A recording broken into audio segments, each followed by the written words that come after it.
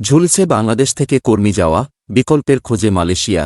বিস্তারিত জানতে ভিডিওটির শেষ পর্যন্ত দেখুন। সম্ভাবনাময় মালয়েশিয়া শ্রমবাজারে বাংলাদেশি কর্মী যাওয়া ঝুলে আছে তিনটি ইস্যুতে। এর মধ্যে বাংলাদেশের একটি আপত্তি, আরেকটি প্রস্তাব বড় ইস্যু হয়ে দাঁড়িয়েছে।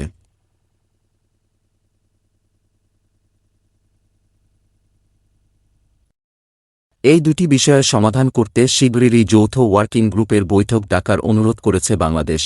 8 ফেব্রুয়ারি মালয়েশিয়ায় বাংলাদেশ হাইকমিশনের মাধ্যমে দেশটির পররাষ্ট্র ও মানসম্পদ মন্ত্রী বরাবর চিঠি দেয় প্রবাসী কল্যাণ ও বৈদেশিক কর্মসংস্থান মন্ত্রণালয়। চিঠিতে মূলত রিক্রুটিং এজেন্সির সংখ্যা নিয়ে মালয়েশিয়া যেই প্রস্তাব দিয়েছিল তা সমঝোতা স্মারকের সাথে সঙ্গতিপূর্ণ নয় বলে উল্লেখ করা হয়। দ্বিতীয়ত, বিদেশি কর্মী নিয়োগে মালয়েশিয়া সরকারের কেন্দ্রীয় অনলাইন পদ্ধতির সাথে বাংলাদেশের অনলাইন পদ্ধতি যুক্ত করার প্রস্তাব দেয়া হয়।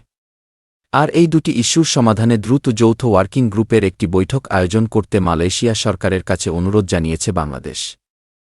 8 ফেব্রুয়ারির সেই চিঠির পর 10 দিন পার হলেও এখন পর্যন্ত কোনো জবাব দেয়নি মালয়েশিয়ার সংশ্লিষ্ট মন্ত্রণালয়। এর আগে 4 জানুয়ারি মালয়েশিয়ার মানবসম্পদ মন্ত্রী এম সারাভানান বাংলাদেশের প্রবাসী কল্যাণ ও বৈদেশিক কর্মসংস্থান মন্ত্রী ইমরান আহমদকে একটি চিঠি দেন। সেই চিঠিতে মালয়েশিয়া প্রস্তাব দেয় বাংলাদেশের 5টি রিক্রুটিং এজেন্সির সাথে আরও 250টি রিক্রুটিং এজেন্সি সহযোগী হিসেবে কর্মী পাঠাতে পারবে। মালয়েশিয়ার এই প্রস্তাবে তখনই আপত্তি জানান প্রবাসী কল্যাণ ও বৈদেশিক কর্মসংস্থান মন্ত্রী ইমরান আহমদ।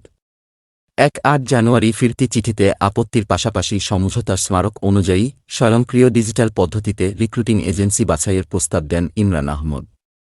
সেই চিঠির জবাবে মালয়েশিয়ার মানব সম্পদ মন্ত্রী কিছু কারণ ও ব্যাখ্যাসহ আরেকটি চিঠি দেন প্রবাসী কল্যাণ মন্ত্রীকে।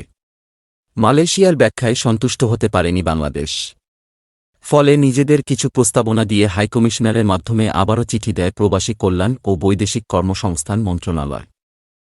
অন্যদিকে বাংলাদেশের এই প্রস্তাবের জবাব না দিলেও ভারত, নেপাল ও ইন্দোনেশিয়া থেকে কর্মী নিতে বেশ আগ্রহ দেখাচ্ছে মালয়েশিয়া সরকার। এরই মধ্যে ভারতের সাথে প্ল্যান্টেশন খাতে কর্মী নেয়া সমঝোতা স্মারক সইয়ের প্রস্তুতি হিসেবে বৈঠকও অনুষ্ঠিত হয়েছে। শ্রমবাজার সংশ্লিষ্টরা মনে করছেন, দ্রুত বাংলাদেশ মালয়েশিয়া মধ্যে চলমান মতভিন্নতা দূর না হলে চাহিদা পূরণে বিকল্প দেশ থেকে কর্মী নেয়া শুরু করতে পারে মালয়েশিয়া। 2018 সালের 1 সেপ্টেম্বর বন্ধ হওয়ার 4 মাস পর গেল বছরের 9 ডিসেম্বর সমঝোতা স্মারক সইয়ের মধ্য দিয়ে আবারও বাংলাদেশের জন্য কর্মী পাঠানোর সুযোগ সৃষ্টি হয়। কিন্তু 2 মাস পার হলেও চিঠি চালাচালিতেই ঝুলে আছে কর্মীদের ভাগ্য। মালয়েশিয়ার শ্রমবাজারের কর্মী পাঠানোর বিষয়ে প্রবাসী কল্যাণ ও বৈদেশিক কর্মসংস্থান মন্ত্রী ইমরান আহমদ সবশেষ জানিয়েছেন, দেশ ও কর্মীদের স্বার্থ রক্ষা করে শ্রমবাজারটি চালু করা হবে। এজন্য বিভিন্ন দিক যাচাই বাছাই ও পর্যবেক্ষণ করা হচ্ছে। কর্মীদের স্বার্থ বিঘ্নিত হয় এমন কোনো পদক্ষেপ তিনি নেবেন না বলে পরিষ্কার জানিয়ে দেন। সময় লাগলেও কর্মীদের স্বার্থ রক্ষা করেই মালয়েশিয়া শ্রমবাজার চালু হবে বলে আশা করেন তিনি।